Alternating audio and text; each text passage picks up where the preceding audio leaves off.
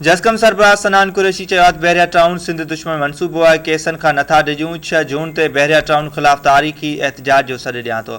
बहरिया town case में जसकम chairman सनान खान कुरैशी, दीदार शाम, आसिफ मक्सी, अशरफ कलोड़ो, अलाई बख्श बिकक कराची ATC 15 कोर्ट में पेश थिया। बहरिया टाउन केस जसकम चेयरमैन सनान खान कुरैशी, जसकम मरकज़ी इंफॉर्मेशन सेक्रेटरी दीदार शाम, आसिफ मक्सी, अशरफ कलोड़ो, अलाई बख्श बिकक ऐं ॿियनि सां गॾु Karachi ATC inside central jail 15 court में पेश थियो। केस जी पोइवारी लाइ एडवोकेट मोहम्मद खान शेख, एडवोकेट काज़िम महिसर, अयाज़ भुट्टो ऐं ॿिया केतिरा ई वकील कोर्ट में हाज़िर थिया।